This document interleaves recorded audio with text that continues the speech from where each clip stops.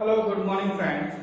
So today we are going to discuss about one more poem, standard 12, poem number 3, Keeping Quiet. It's written by Pablo Neruda. I have written some introduction here of the poem. Poem number 3, Keeping Quiet, written by Pablo Neruda. Pablo Neruda is the pen name of Naftali Ricardo Reyes Basoalto. तो उनका जो full name है उसका यहाँ पे मैंने लिखा है नफ्ताली रिकार्डो रेज बाजुआल्टो, उनका फुल नेम है. और उनका पेन नेम जो है वो पाब्लो नेरुदा है. तभी जब भी वो कुछ पोयम या कुछ लिखते हैं तो उसमें वो ये नाम यूज करते हैं, इसलिए हम उसको पेन नेम बोलेंगे. सो before we start the poem, we will know something about the writer and the poem. So Pablo Neruda 1904-1973, उनका बॉर्न हुआ 1904 में और डेथ हुई उनकी 1973. Naftali Ricardo Reyes Basoalto is his full name. उनका जो फुल नेम है वो है Naftali Ricardo Reyes Basoalto. He is born in the town of Parral in Chile. Okay, उनका जो जन्म है, उनका बॉर्न है वो चिली में हुआ था. आप चिली भी बोल सकते हैं और चिली भी बोल सकते हैं. सम कंट्रीज में they pronounce Chile and in some countries they pronounce Chile. So you can say Chile also. So born in the town of Parral in Chile, which is in South America. South America में country है जिसका नाम chilli है. उनका वहाँ पे उनका born हुआ था. His poems are full of easily understood images which make them more beautiful. Okay? तो उनकी जो पोएम्स है वो इजीली अंडरस्टूड है और इसीलिए उसको ज्यादा ब्यूटीफुल, ज्यादा अट्रैक्टिव बनाते हैं उनके पोएम को. He won the Nobel Prize for Literature in the year 1971. तो उनको एक नोबेल प्राइज मिला था 1971 में लिटरेचर के लिए. Okay, so the theme of the poem. तो अगर थीम की बात करें तो introspection and creating a feeling of mutual understanding. तो उनकी जो मेन दो थीम है हमारे जो पोएम की, कीपिंग क्वाइट की, तो एक तो ये है introspection. So what is the meaning of introspection? So introspection means self analysis और सेल्फ एग्जामिनेशन, जिसको आप हिंदी में आत्मचिंतन बोलते हैं. ठीक है, अपने आप के बारे में कुछ एनालिसिस करना, एनालाइज करना, इसको हम बोलेंगे सेल्फ इंट्रोस्पेक्शन या तो फिर self analysis. The next theme is this. We can say the two themes, but they are both are same. Creating a feeling of mutual understanding. Okay. तो सेल्फ एनालिसिस करना है और दूसरा पॉइंट है हमारा creating a feeling of mutual understanding among the world. जो world है हमारा, उसमें जो ह्यूमन बीइंग्स हैं उसमें एक फीलिंग क्रिएट करना, म्यूचुअल अंडरस्टैंडिंग, पूरे दुनिया में एकजुट होके रहना. तो ये उनकी थीम है. तो इंट्रोडक्शन में मैंने जैसे आपको पहले बताया था, 11th स्टैंडर्ड में भी बताया था और 12th स्टैंडर्ड में तो बहुत ही इंपॉर्टेंट है. जब भी आप क्वेश्चन के आंसर्स लिखते हो तो उसमें आपको इंट्रोडक्शन लिखना है, उसके बाद आपको जो क्वेश्चन है उसके बारे में उसका आंसर लिखना है. So you have to write down the introduction first, then you can write down the main answer. Okay, you have to remember all the poets, all the writers of all the chapters, so that you can write very easily and you can it will give you more marks for the question answer. तो ये हो गया. उसके बाद introduction हो गया हमारा. जो हमारी थीम है वो यहाँ पे मैंने दो लिखी, जो ज़्यादा उसके बारे में आपको जब हम रीड करेंगे तो जब मैं एक्सप्लेन करूँगा तब आपको इजीली पता चल जाएगा कि ये बहुत ही इजी पोएम है. ओके, तो ये एक बार आप देख लेना, एक बार रीड कर लेना. आपकी जो टेक्स्ट बुक है उसमें वही लिखा है, तो एक बार रीड कर लो तो आपको इजी हो जाएगा इंट्रोडक्शन लिखने में. So Pablo Neruda is the pen name of Naftali Ricardo Reyes Basoalto, who was born in the town of Parral in Chile. Neruda's poems are full of easily understood images which make them no less beautiful. He won the Nobel Prize for Literature in the year 1971. In this poem, Neruda talks about the necessity of quiet introspection and creating a feeling of mutual understanding among human beings. तो ये बात होगी हमारे introduction की. before you read, what does the title of the poem suggest to you? What do you think the poem is about? तो आपको जो title है हमारा कीपिंग क्वाइट, उससे पता चल जाता है कि हमें क्वाइट रहने के लिए बोला गया है यहाँ पे. So he asked you to keep quiet for a while. Okay, and what do you think the poem is about? So I already told you the theme of the poem: introspection and creating a feeling of mutual understanding among human beings. तो ये हो गई उसकी theme. Now we will discuss about the poem line by line. So please keep your textbook with you so you can understand very well. आप text book अपने पास रखें ताकि आपको इजीली इसको आप समझ सके. मैं एक बार स्टैंजा बाय स्टैंजा पढ़ लूँगा, उसके बाद आपको लाइन बाय लाइन उसकी एक्सप्लेनेशन करूँगा. The first stanza is now we will count to 12 and we will all keep still. So now we will count to 12. So अभी हमें 12 तक काउंट करना है. And we will keep still. And we will keep still. Still means no movement or motionless. हमें कुछ भी नहीं करना है. तो हमें काउंट करना है 12 तक. तो 12 तक यहाँ पे क्यों किया है? तो 12 एक तो हमारी घड़ी में 12 आवर्स होते हैं, तो उसका 12. कैलेंडर जो होता है उसमें 12 मंथ्स होते हैं, तो उसका भी 12.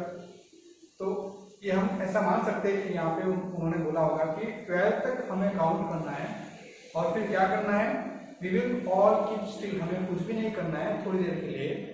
और don't need to do any work. हमें कुछ भी काम नहीं करना है. Okay, no movement, motionless.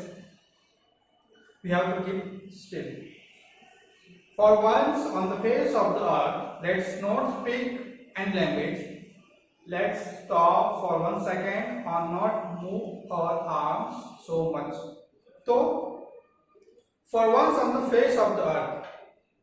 तो पहली बार on the face means surface. On the surface of the earth, ये पहली बार होने वाला है surface of the earth में. क्या? Let's not speak any language. हमें कोई भी language नहीं बोलनी है.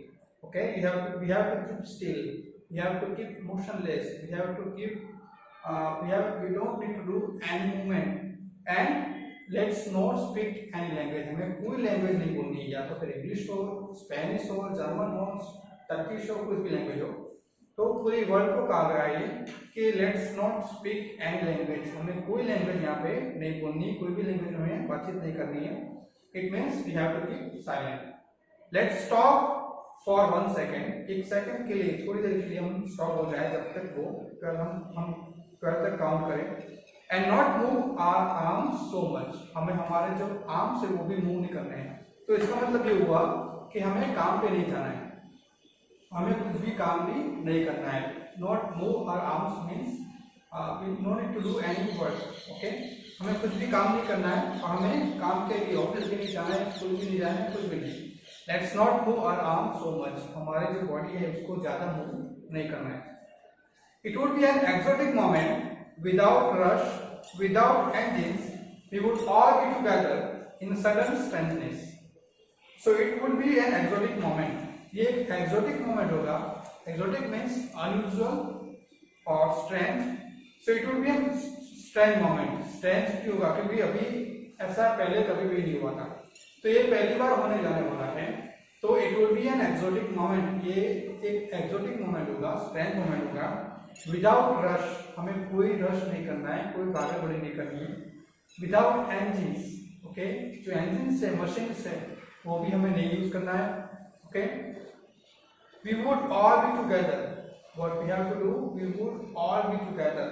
हमें एक साथ खड़े होना है, एक साथ बैठना है. इन अ सडन स्ट्रेंजनेस. एक सडन स्ट्रेंजनेस है हमारी जो क्या कि हमें कोई काम नहीं करना है, उसके साथ हमें एक साथ रहना है. Okay, so we would all be together in a sudden strangeness. एक sudden strangeness के साथ हमें एक साथ खड़े रहना है.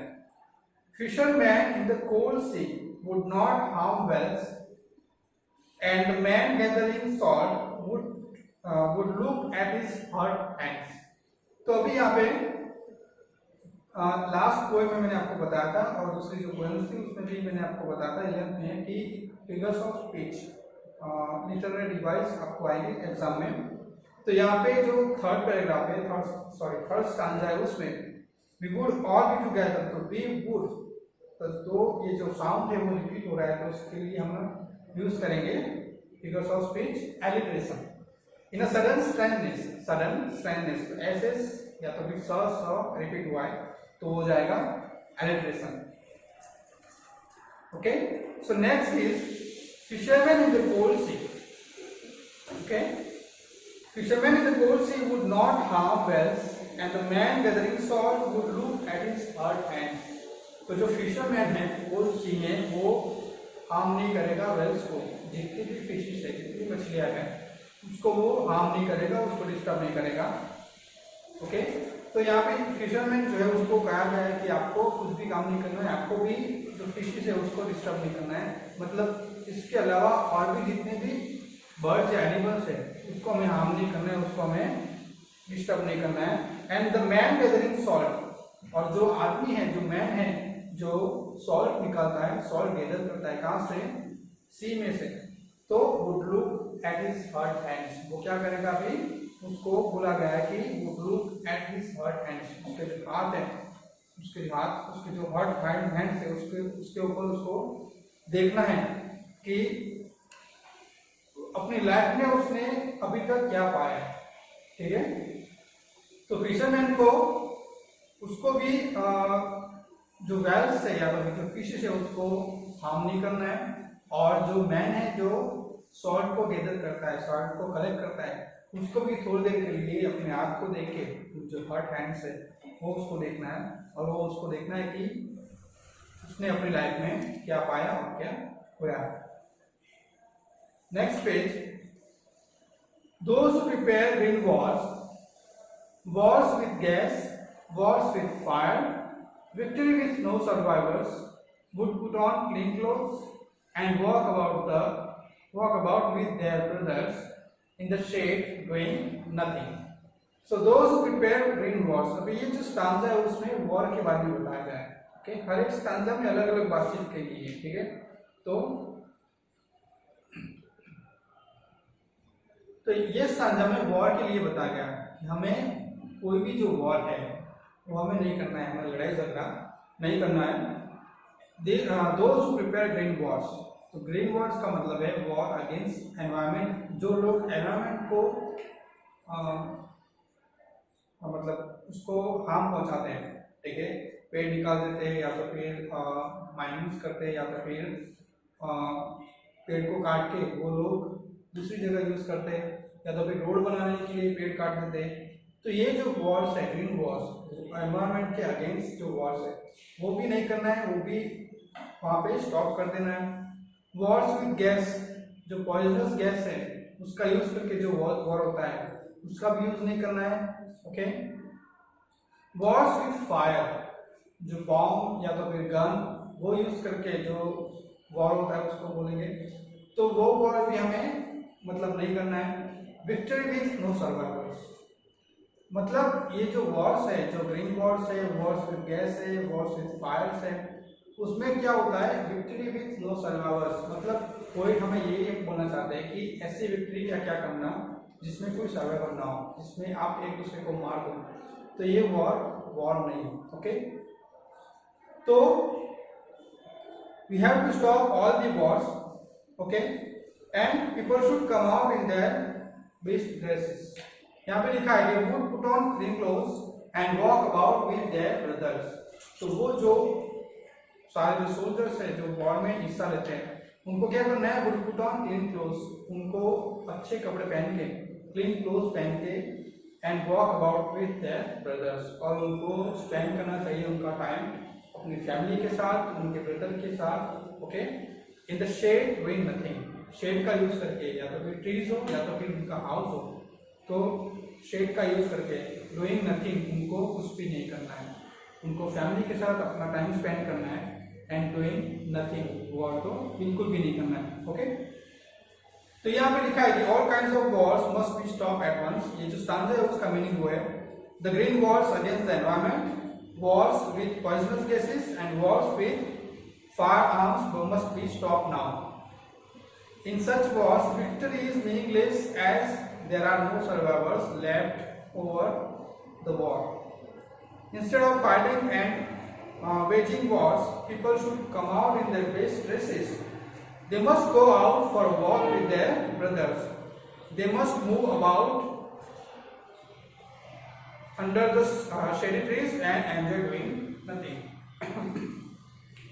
तो जैसे मैंने आपको बताया कि वॉर्स को यहाँ पे स्टॉप करके उनको क्लीन क्लोथ पहन के उनको शेड का यूज करके घर में या तो फिर बाहर उनकी जो फैमिली, उनके जो ब्रदर्स हैं उनके साथ उनको टाइम स्पेंड करना है. The next stanza is, what I want should not be confused with total inactivity. Life is what it is about. I want no truck with death. If we were not so single-minded about keeping our lives moving, and for once could do nothing, perhaps a huge silence might interrupt this sadness of never understanding ourselves and of threatening ourselves with death. So, what I want should not be confused with total inactivity. तो यहाँ पे poet बोल रहे हैं कि जो मैं आपको बोलना चाह रहा हूँ उसमें आपको कंफ्यूज नहीं होना है. It means it is not about total inactivity. मैंने आपको बोला है कि टू कीप स्टिल. पोएट ने हमें बोला है कि आपको कीप क्वाइट हो जाना है, कीप स्टिल हो जाना है, लेकिन उसका मतलब ये नहीं कि टोटल इनएक्टिविटी हम कुछ भी नहीं करें. Okay, it doesn't mean it doesn't mean we are not doing anything or we are not going to do anything. We just something like we are going for the death. इसका मतलब ये नहीं कि हम मर जाए. Okay, तो what I want should not be confused. ये जो मैं आपको बोलना चाह रहा हूँ उसका मतलब आपको कंफ्यूज नहीं करना है with total inactivity. मतलब इसका मतलब ये नहीं कि आप टोटल इनएक्टिव हो जाओ. Life is what it is about. Life तो वही है, एक्टिविटी के बिना कुछ भी लाइफ नहीं. ठीक है, तो life is what it is about. हमारी जो लाइफ है वही एक्टिविटी है. एक्टिविटी के बिना कोई भी लाइफ नहीं है हमारी. I want no truck with death. यहाँ पे हमें जो पोएट है उन्होंने एकदम क्लियरली बोला है कि I want no truck with. तो यहाँ पे मीनिंग लिखा है नीचे, to have no truck with. It means to refuse to associate or deal with or to refuse to tolerate something. तो जो पोएट है पाब्लो नेरुदा वो बोल रहा है कि I want no truck with death. It means I don't want to say about death. इसका meaning ये नहीं कि आप स्टिल हो जाओ. तो इसका मतलब ये नहीं कि आप डेथ की तरफ चले जाओ या फिर मर जाओ. So it doesn't deal with death. इसका मतलब I want no deal with death. If you are not so single-minded, अगर हम single minded नहीं होते तो single minded क्यों? About keeping ourselves moving. हमारा माइंड एक ही चीज पे फोकस करता है. जो भी है हमारा माइंड, कि जो भी आदमी है हमारा माइंड एक ही चीज पे फोकस करता है कि to keep our lives moving. हम हमारी लाइफ को मूव करना चाहते हैं, जीना चाहते हैं. हमें डर है किससे? डेथ से डर है. सबको मरने का डर है. तो हमें हमारे माइंड में वही चीज है कि हमें जीना है, बस मरना नहीं है. तो if you are not so single minded, अगर हम सिंगल माइंडेड नहीं होते तो अबाउट कीपिंग आवरसेल्व्स मूविंग. हम किसके लिए सिंगल माइंडेड है? To keep our lives moving. हमारी लाइफ मूव करे इसके लिए हम पूरे दिन सोचते रहते हैं.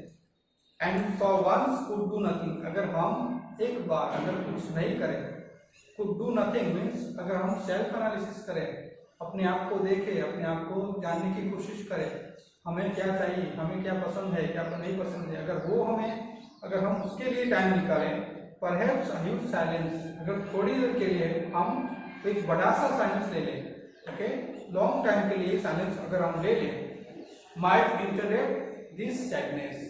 तो ये जो हमारा जो साइलेंस है, हमारा जो टाइम है, ठीक है, जो हम टाइम रिलैक्स के लिए लेते हैं, हम सेल्फ एनालिसिस के लिए हम जो टाइम देते हैं, वो क्या कर सकता है? Might interrupt this sadness. हमारा जो सैडनेस है उसको दूर कर सकता है, उसको रिमूव कर सकता है. हमारा सैडनेस किसके लिए है? Of never understanding ourselves end of threatening ourselves with death. तो हमारा जो सैडनेस है वो क्या है? Never understanding ourselves. हम कभी भी हमारे अपने आप को हम नहीं समझते, और थ्रेटनिंग आवरसेल्व्स विद डेथ. और हम अपने आप के लिए हमारा एक डर है, फियर है, किसका? Fear of death. सबको एक मरने का डर होता है। तो अगर हम कुछ देर के लिए साइलेंस हो जाए, एक ब्रूथ साइलेंस ले लें, तो वो साइलेंस हमें उसको, हमारा जो डर है उससे दूर कर सकता है। ठीक है, हमारा जो डर है, मरने का डर, या तो फिर हम, हमारी जो गलती है कि हम अपने आप को नहीं पहचान सकते, या तो फिर अपने आप को अंडरस्टैंड नहीं कर सकते, तो उसके लिए हमें थोड़ी देर के लिए साइलेंस हो जाना है, और फिर वो आपका जो सैडनेस है वो उसको रिमूव कर सकते हैं। ये पाब्लो नेरुदा हमें समझाने की कोशिश कर रहे हैं। फिर से मैं एक बार रीड कर लेता हूँ तो आपको क्लियर हो जाए। What I want should not be confused with total inactivity. Life is what it is about.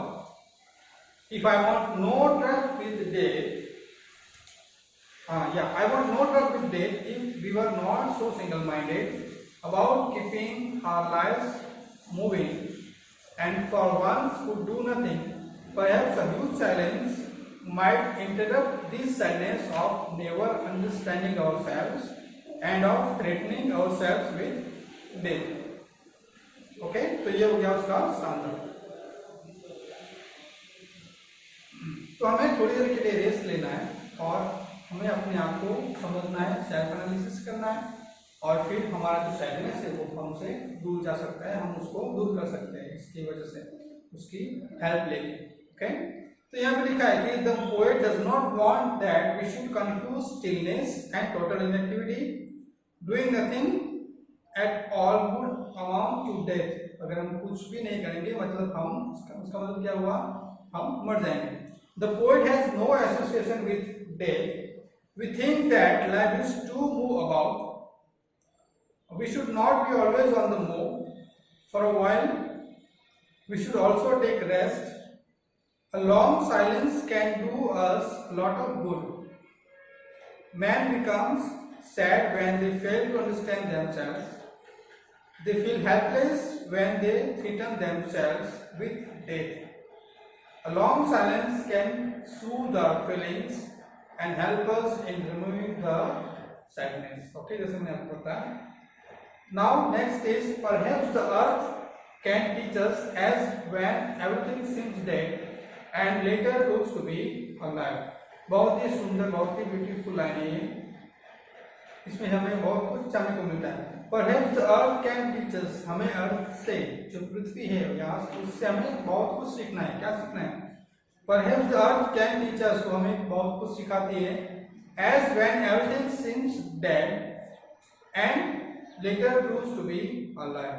हमें ऐसा लगता है कि पृथ्वी में, अर्थ में बहुत कुछ जगह, ऐसी जगह कि हमें ऐसा लगता है कि जैसे कि सब कुछ मर गया, कुछ भी नहीं, कुछ मूवमेंट नहीं है, लेकिन later proves to be alive, वो प्रूव करता है कि वो सब जिंदा है। फॉर एग्जाम्पल आप ट्रीज ले लो या तो आप प्लांट्स ले लो, जो भी नेचुरल थिंग्स है वो, तो कोई एक प्लांट ले लो तो उसमें क्या होगा कि थोड़ी देर के लिए कुछ सीजन ऐसा होगा, सीजन वाइज प्लांट चेंज होते हैं, उसमें कभी कभी वो मुरझा जाते हैं, कभी कभी वो एक्टिव हो जाते हैं।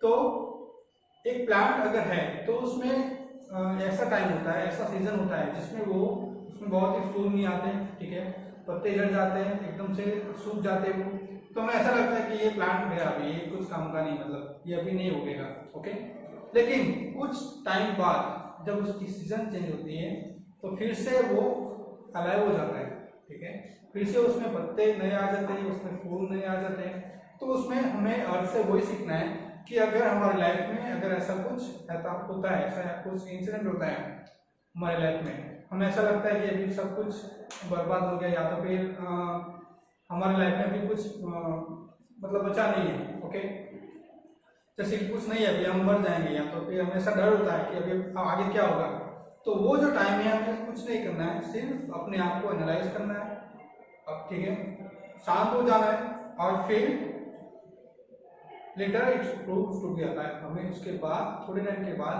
वो जो चीज़ है वो हमारी लाइफ से दूर हो जाएगी, जो सैडनेस है हमारी लाइफ में वो दूर हो जाएगा।